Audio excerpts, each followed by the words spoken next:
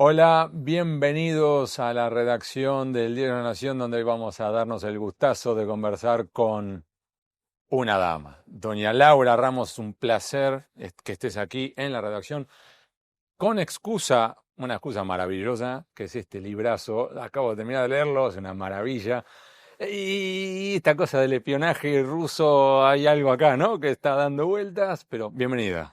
Gracias, Hugo. Es un placer estar con vos. Yo leí muchísimo tu libro, lo tengo todo marcado y dialoga muchísimo con el mío. Es Son una muy cosa increíble. parientes. La mía es como la precuela de tu libro. Exactamente, ¿no? Es Son buenísimo. muy parientes De cercanos. hecho, arranquemos por ahí, que es, contá la génesis de este libro. ¿Por qué este libro y por qué ahora? Porque vamos a recordar que vení de escribir Las Señoritas, un librazo que fue premiado y que le fue muy bien, que era en otro registro, y de repente, Sí, yo estaba escribiendo justamente Las Señoritas en el siglo XIX, feliz, porque es el siglo que yo amo, feliz con las cartas de las maestras, las que trajo Sarmiento, y aparece mi hermano en mi estudio donde yo estaba trabajando y me dice, Laura, ¿te acordás de María Luisa?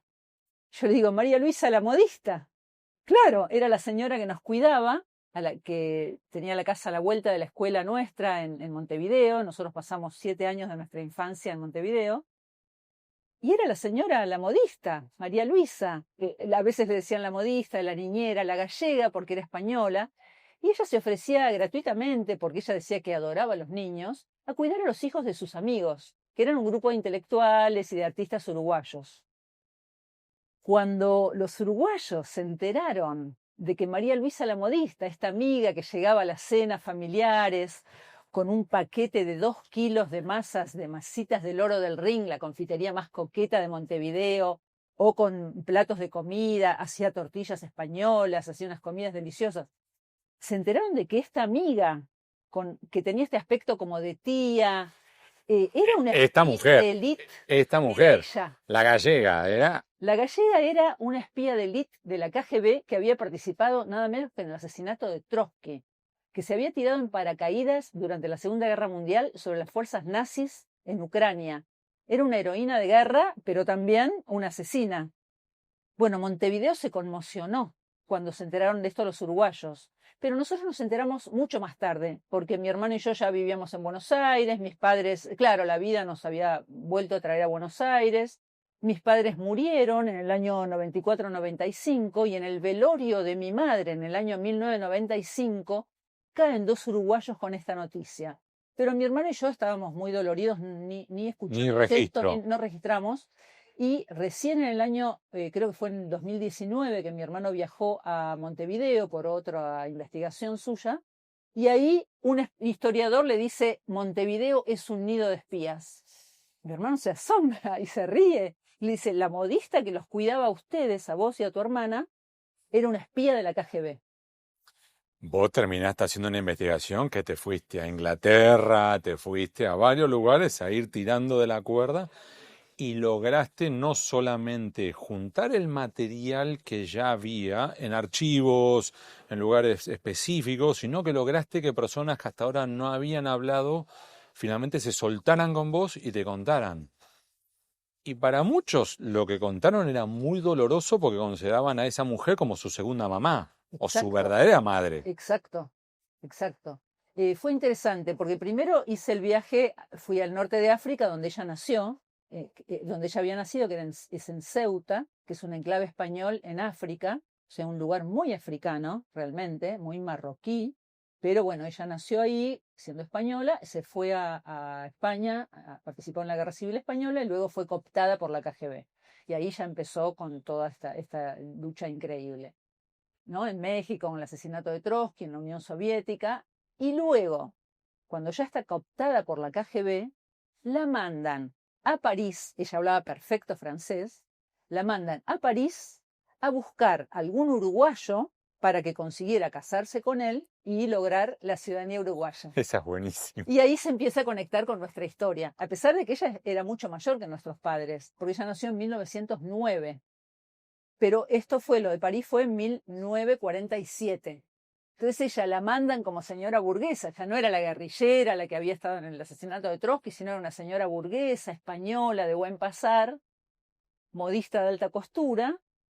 Que engancha a un escritor uruguayo que estaba becado y corriendo la coneja de atrás y no alcanzaba a la coneja, y ella como viuda, ricachona, o con una buena pensión, digamos. Exacto, exacto. Ella con una buena pensión, coqueta, bonita, ella era muy linda, había sido muy atractiva en su juventud y ahora tenía 36 años, seguía siendo una mujer muy atractiva.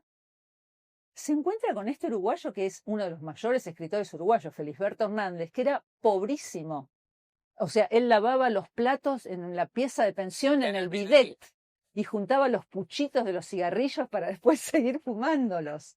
O sea, este es el personaje que ella encuentra y lo seduce en 2 minutos, lo Pajarito. seduce, claro, y se lo devora. Viaja con él a Montevideo, ella en primera clase, él va antes porque tiene que solucionar un divorcio, y ella se inserta en el núcleo más exquisito de los intelectuales uruguayos. Interactuando con desde diplomáticos, un canciller, o sea, de todo, y ella, incluso con un general que después termina siendo presidente de la República. Sí, O sea, ella logra entrar realmente a lo que vendría a ser el círculo rojo de Montevideo. exacto. Ella trabaja en 3 círculos. Yo encontré por lo menos 3, tal vez haya más que no encontré. Yo encontré 3 círculos. Uno que era el nuestro, que era el de los intelectuales, que era más la fachada. Luego el de la alta política al que vos te referís, que no tenía comunicación con el nuestro, porque ella nos tenía en compartimientos estancos, como la guerrilla.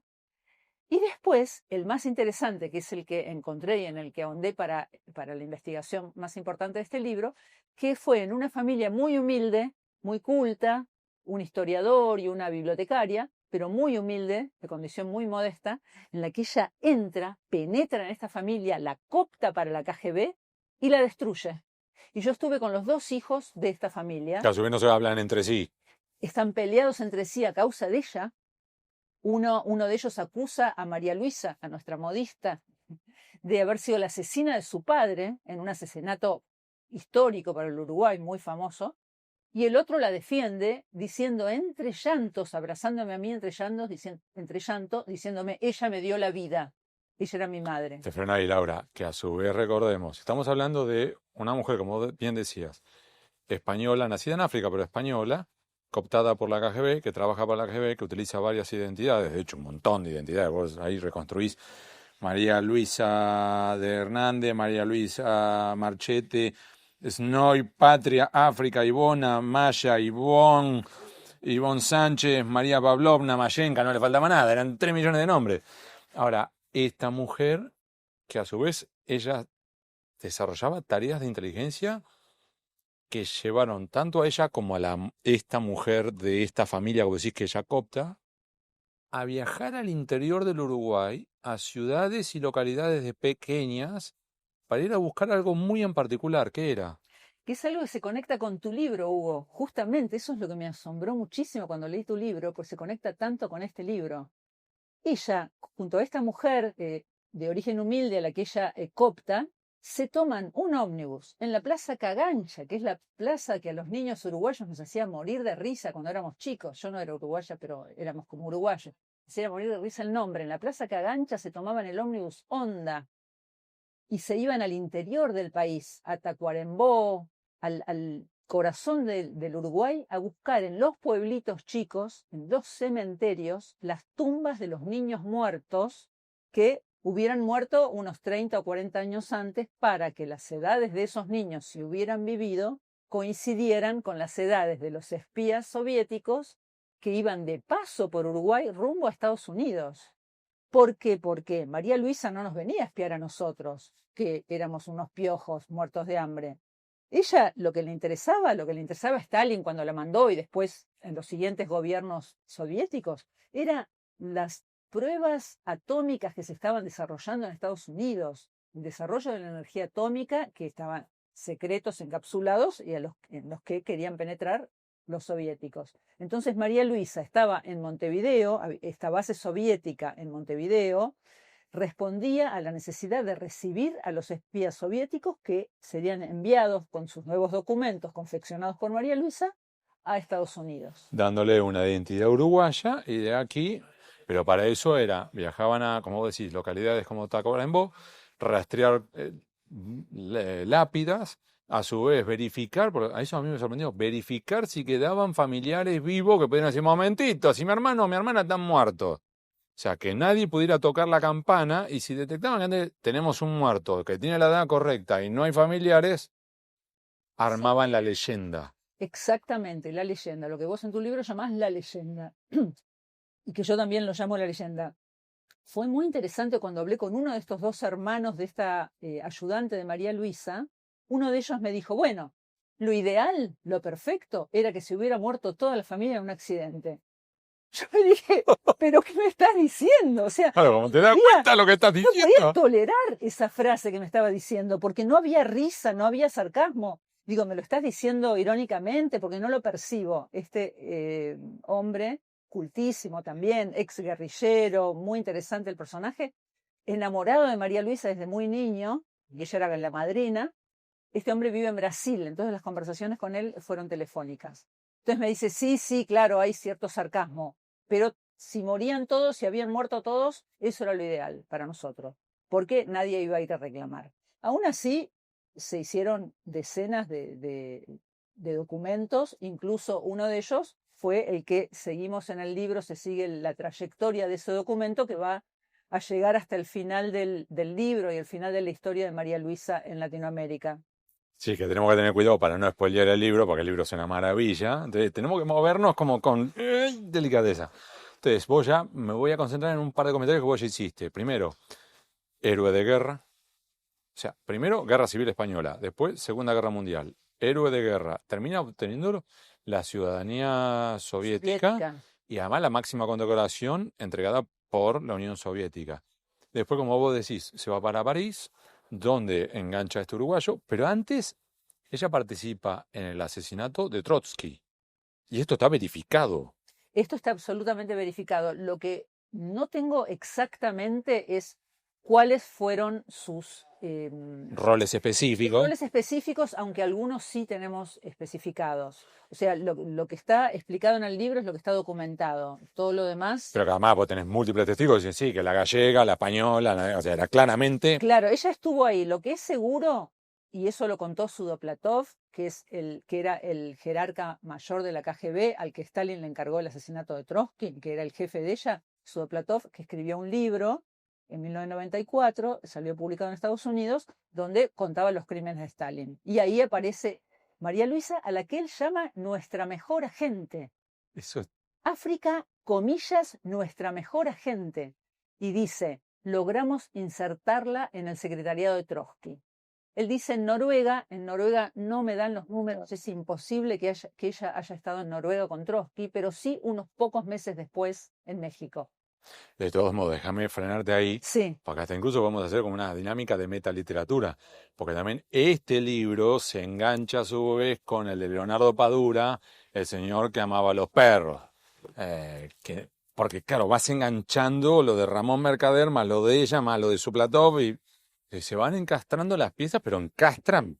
perfectamente, claro. En El hombre que amaba a los perros, Leonardo Padura la pone a África de las Heras, o sea, a mi María Luisa, como personaje en El hombre que amaba a los perros. Y él la pone como amante de Ramón Mercader, el asesino de Trotsky. Es muy posible, no lo tengo documentado, que ella haya sido amante de Ramón, porque eran íntimos amigos, estaban muy relacionados. La madre de Ramón Mercader, que fue como la musa de Ramón Mercader, la que lo instigó al asesinato de Trotsky, era íntima amiga de María Luisa, y eso sí lo tenemos documentado en la Guerra Civil Española. Luego ellos siguieron siendo amigos en la Unión Soviética, o sea, María Luisa, o sea, África y Ramón. No tengo documentado que ellos hayan sido amantes, pero Pero, podemos deducir que sí lo fueron. pero Pero Leonardo Padura los pone como amantes y que dice que tuvieron un hijo. Bueno, yo ahí descubrí lo del hijo también. te freno ahí. Sí, ¿Cómo la llamamos? Porque van varios nombres, ¿no? Para vos es María Luisa. para mí desde el principio del libro hasta el fin es María Luisa, y para todos los uruguayos es Es María María Luisa. Luisa. Todo el tiempo es Punto. María Luisa. Bien, uno, dos. Ella, todo lo que venimos hablando, ¿no? Y además asesina. Vos mencionaste la sospecha de que pudo haber matado al padre de. Pero, para no spoilear demasiado, también está señalada como la posible asesino de otra persona. No vamos a spoilear, pero de media, o sea, van varias. La historia, perdón por la expresión, es del carajo. ¿Cuándo decidiste escribirlo? O sea, desde el minuto uno dijiste, acá hay un libro, o hubo un momento en el que dijiste, vamos.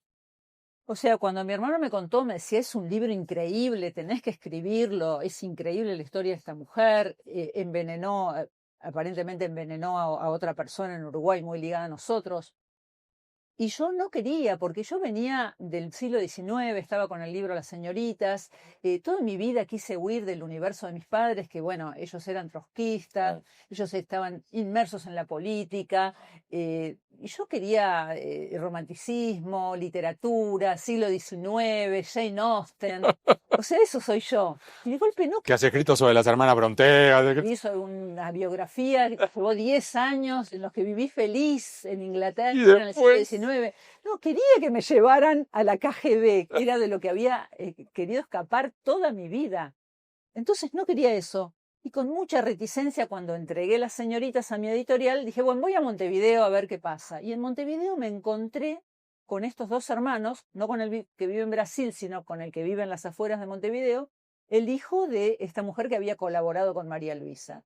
Cuando este hombre me dice, abrazándome, ella me dio la vida entre llantos, ahí había encontrado el factor sentimental. Ahí había encontrado el sentimentalismo, que es el que me lleva a mí a todas las historias, el que me lleva a Jane Austen y a las hermanas Brontë y a las maestras de Sarmiento. Por un lado. Por otro lado, cuando me enteré, fui al norte de África, cuando me entero que ella había participado activamente, efectivamente se había metido en el secretariado de Trotsky, me doy cuenta de que había entrado en mi familia, porque nuestra familia era una familia trotskista por convicción y por pasión, porque mi padre a nosotros, desde que éramos chiquitos, los juegos eran los títeres, era Trotsky, era el títere bueno, y Stalin era el títere malo, que le pegaba con el palo, y nosotros le ayudamos a pegarle con el palo a Stalin. Nos mandaba a jugar a la calle, a gritar, nunca vayan a gritar Trotsky, Trotsky, y nosotros gritando, Trotsky, Trotsky, y todos se reían. O sea, era un personaje de mi familia. Entonces, que la mujer que nosotros nos cuidaba que haya participado del asesinato de Trotsky, que haya penetrado en ese secretariado donde estaba el mejor amigo de mi padre en México, con el que yo estuve en México, en la casa cenando con él me hablaba de Trotsky, de cuando jugaba partidos de fútbol, o sea, era como si me estuviera contando el asesinato de mi padrino. No podía rehusarme a investigar esta historia, que estaba atravesando mi identidad y mi historia. Así que tuve que resignarme, dejar a Jane Austen por un ratito en la mesa de luz y entregarme esta historia. pero tomaste una muy buena decisión, que es involucrarte y aparecer en la historia, contarlo en primera persona. Y aclaro esto, no es una cosa del yoísmo por el yoísmo, de yo, no. Pero vos contás, porque fuiste parte de esta dinámica, o sea, naturalmente tenías que estar adentro. Claro, porque mi madre era amiga de ella y mi madre había sido influenciada por ella. Porque en un momento, en la investigación, Ah, sí. me encuentro con un republicano que dice, bueno, África de las Heras interrogaba a los fascistas y después de los interrogatorios eh, participaba de orgías con sus 6 compañeros de patrulla, con los 6 simultáneamente o con uno después de otro y a veces repetían. Yo dije, pero esto es una infamia para desprestigiarla, no puede ser, no puede ser cierto. Cuando fui a Cuba a entrevistar a la mejor amiga de mi madre, que también había sido una jovencita influenciada por María Luisa en sus primeros años, que la conocía más que nadie, esta mujer instalada en Cuba con una historia sensacional que también cuento ahí de cómo huyó en el avión del Che Guevara a Cuba desde Montevideo, esta mujer no se asombró para nada, no se ofendió, no le pareció una calumnia, le pareció que calzaba perfectamente con la moral revolucionaria de esa época, con la moral de María Luisa, con la ética que manejaban las mujeres más adelantadas de esa época y la misma moral y la misma ética sexual con la que se había informado ella y mi madre. Claro. Cosa que corroboré en las biografías de Onetti, que hay 2 o 3 biografías del escritor Juan Carlos Onetti, que formaba parte del círculo de mi madre, donde corroboran esta misma ética sexual en mi madre, en María Luisa y en esta otra revolucionaria de los 60, ¿no? Ahora, página 139. Espérame, ¿no? Pues mirá cómo te lo marqué todo el libro. Sí. Le Así pegué tuyo, tuyo. sí, le pegué Bueno, una acomodada. Esto me parece a mí extraordinario, ¿no? ¿Qué es lo que vos en parte has abordado, pero me interesa que lo de Pavel Sudoplatov, Sudoplatov, sí. menciona las tareas de la española en este periodo? ¿Por qué? Porque hay agentes de terreno y luego están los handlers, que son como si fueran los gerentes, los que gestionan y ayudan a los otros para. Y él plantea esto: el equipo de ilegales en Latinoamérica, quienes regularmente viajaban con diversos pretextos a Estados Unidos, eran expertos en acciones de sabotaje. Todos habían participado en la guerrilla contra los alemanes durante la guerra.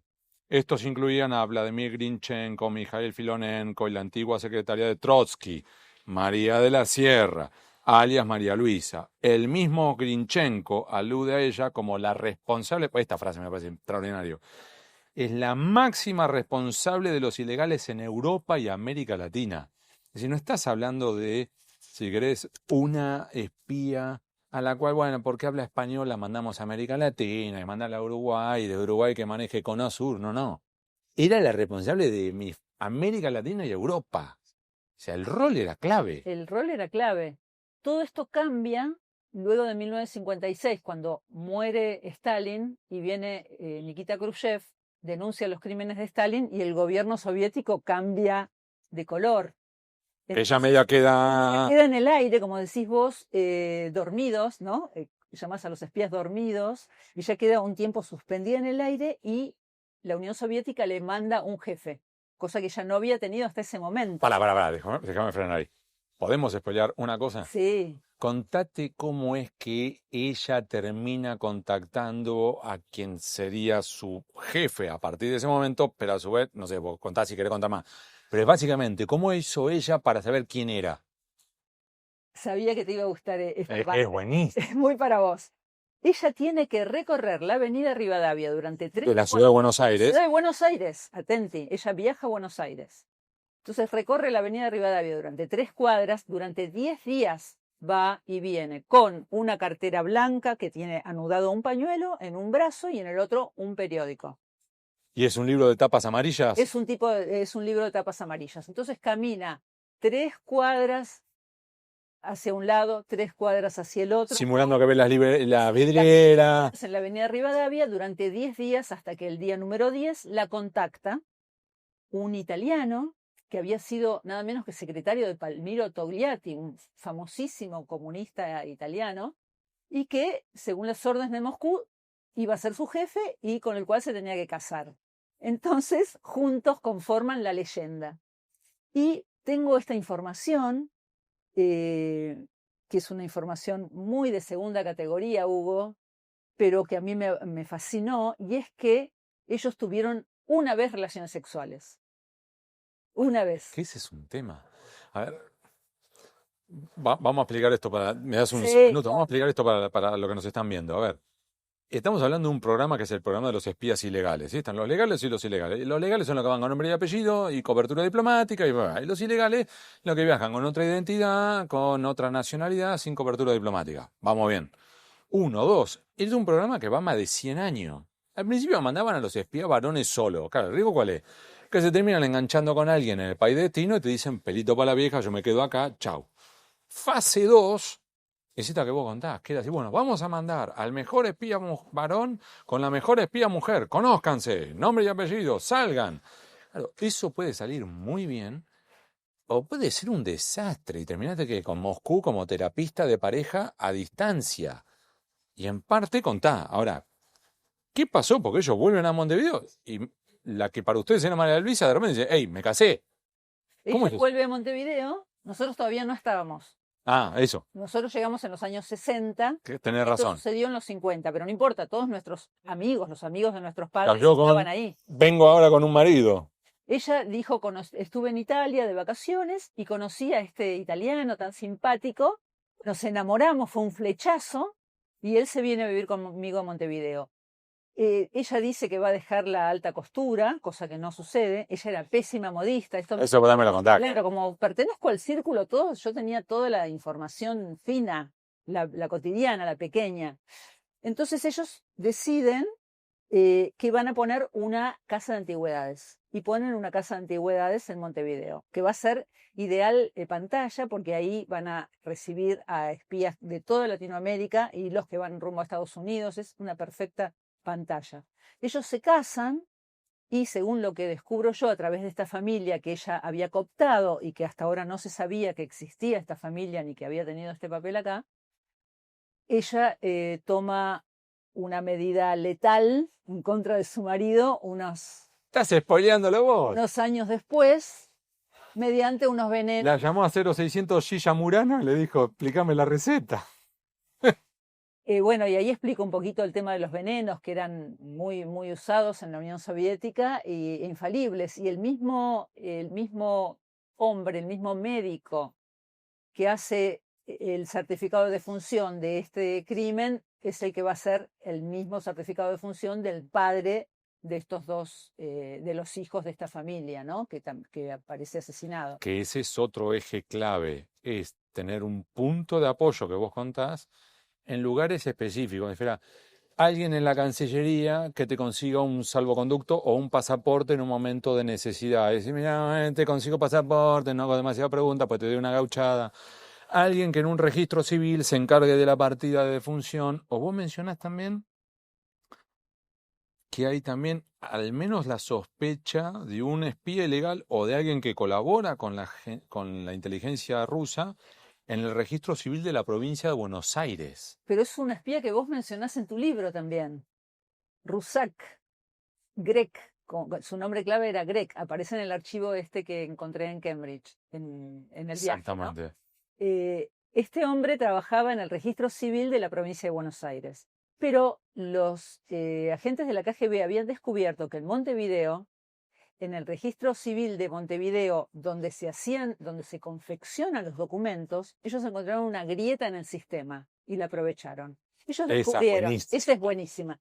Ellos descubrieron, yo creo que podemos imaginarnos cómo son las salas cuando uno ahora va a renovarse el registro, que son como tabiques. Entonces en un tabique te hacen el examen de la vista, en otro tabique te hacen el examen psicológico, en otro te sacan la foto, en otro te hacen el de oído. Entonces los agentes de la KGB descubrieron que en una de esas instancias había un error. Y ese error consistía en que podía ser una persona la que pusiera la firma. Se sacara la foto. No, que pusiera la firma, que pusiera las huellas digitales, que completara todos los formularios. Pero que entre esa instancia y la instancia siguiente, que era la de la foto, podía aparecer otra persona. Que lo reemplazara y tomara ese lugar. Hizo todos los papelitos, todo el otro, y el que se saca la foto final es el 2. Es el agente doble, el agente que vos lo llamás mellizo. Exactamente. El agente doble que viene de la Unión Soviética. ¿Y quién era el uruguayo que iba a dar sus papeles? En general ellos iban a hospicios o a instituciones psiquiátricas con el fin de sacar a pasear a una de los pacientes de estos lugares, los sacaban a pasear, los llevaban al registro civil, hacían toda la documentación, le hacían poner los dedos y después el que se sacaba la foto era el agente soviético. Es tremendo. Vamos contando y vamos repasando. Es impresionante. Ahora, vos también marcás, hay una frase tuya que es buenísima, que es textual, ¿eh? Los clandestinos tienen una moral propia que les permite matar a sus compañeros. Eso me lo dijo uno de los dos hijos de esta familia cooptada por María Luisa. Porque estaban justificando dos muertes. La muerte de su padre, aparentemente ejecutada por María Luisa, no ejecutada sino planeada por María Luisa, y la muerte del marido de María Luisa, del italiano, al que todos los uruguayos adoraban, porque era un italiano simpatiquísimo, que hacía pastas para todos los amigos, y que de golpe apareció muerto. De todo este recorrido, ¿no? Porque podemos seguir mencionando esto, que se comunicaban con el centro y gestionaban dinero, transmisiones, esto que buscaban los niños muertos en pueblitos del Uruguay, que ella era la responsable de los ilegales en Europa y América Latina, que había a su vez coordinado con un ilegal en el registro civil de la provincia de Buenos Aires, o sea, todo lo que vamos hablando, ¿sí? Pero ¿qué es lo que a vos más te impresionó? ¿Cuál fue el momento en que vos decís, esto no puede ser?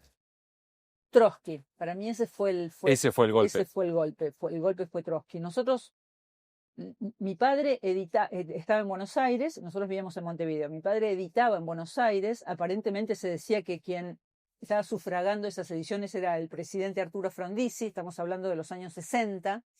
Arturo Frondizi tenía como un aspecto, una línea progresista o de simpatía hacia ciertos grupos de izquierda, por la razón que fuera, se decía que Frondizi pudo haber sufragado estas ediciones. La editorial que dirigía mi padre, que editaba estos libros, se llamaba Coyoacán. El nombre Coyoacán es una contraseña en todo el mundo para los trotskistas, porque Coyoacán era el barrio en el que Trotsky fue asesinado.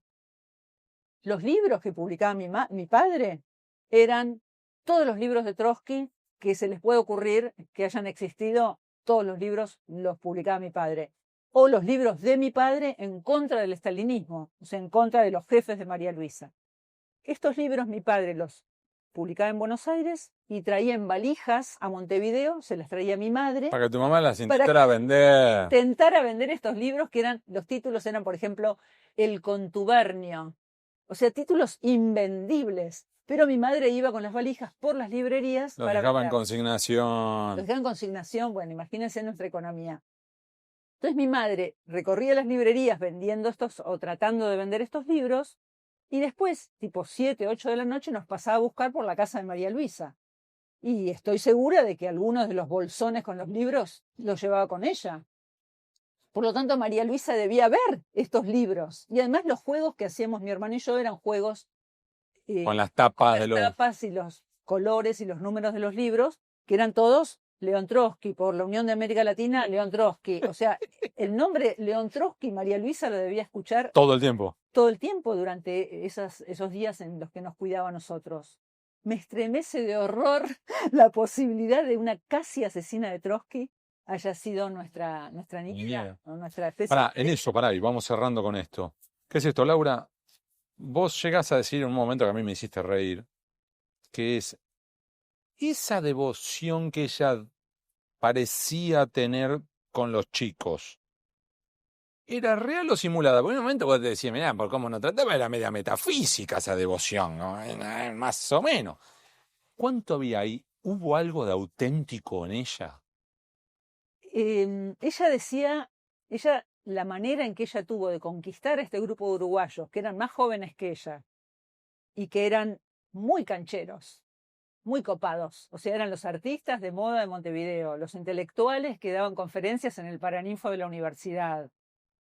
Eran jóvenes, muy liberales, muy atractivos. ¿Y por qué le iban a dar bolilla a una señora mayor, española, que en esa época no estaba tan de moda ser español?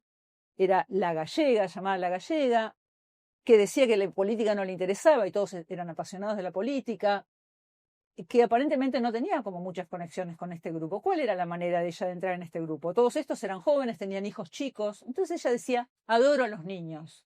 Y dejaba deslizar que tenía un drama con un hijo de ella muerto, Julián, a los 12 años. Yo descubrí que Julián no existía, que no había muerto a los 12 años, que no se llamaba Julián, y ella se le había muerto un bebé a los 6 meses en Ceuta. Entonces parte de su cobertura y de su anzuelo era querer a los niños. Ella en realidad no le interesaban los niños. O sea, la relación que tenía con nosotros y con todos los otros niños era una relación como de adulta, como nos trataban los uruguayos, los padres de esa época. No es como se trata ahora a los niños. Lo trataba con cero condescendencia, como si fuera un adulto. Nos hablaban de usted. Las reglas eran muy, muy rígidas. Una vez que mi hermano quiso hacer algo con los perros asesinos que ella tenía, adiestrados por la policía, que les quiso abrir la puerta y se armó como un lío con los perros, ella lo retó a mi hermano muy severamente. Ella no tenía ese amor por los niños que declamaba. Sin embargo, a mí me quedó el recuerdo de un libro que ella me contaba, de una historia. Me quedó como cierto afecto, digamos, hay como una emoción ligada a esa historia que ella me contaba. Y creo que ella, con estos 2 hijos de los agentes secretos que ella cooptó, Con uno de ellos tenía una relación afectiva, Real. aunque cuando se fue de Montevideo no le dejó ningún regalo, no lo saludó, Y cuando volvió a Montevideo alguna vez no lo fue a buscar. no lo fue a buscar, él la vio de casualidad y él quedó con el corazón destrozado. Fue la herida más grande que tuvo en su vida, mucho mayor que la muerte de sus dos padres. Total. A ver, últimas dos preguntas que se las hacemos a todos. Tómate tu tiempo. ¿Qué libro, película u obra te marcó para siempre? Mujercitas, porque fue mi arma de batalla frente a este mundo de mis padres. O sea, ellos me dieron para leer a los 11 años 10 días que conmovieron al mundo de John Reed, que es la historia de la Revolución Rusa contada por un periodista estadounidense. A los 11 años. Sí, porque yo era muy lectora y yo pedía libros, yo pedía leer porque era muy lectora. Entonces, mi arma de batalla, mi bomba atómica, era Mujercitas, era lo que más les podía doler a mis padres. Una historia del siglo XIX, un Romántica, la burguesa. burguesa, capitalista, con las mujeres vestidas con frunces. Esperando que venga un príncipe a buscarla. Sí, de todas maneras, Mujercitas Sí, tiene su giro, sí, lo vuelta sé. de tuerca que no están así, y Jane Austen también la tiene, y hay una gran crítica al capitalismo de Jane Austen y también de Mujercitas.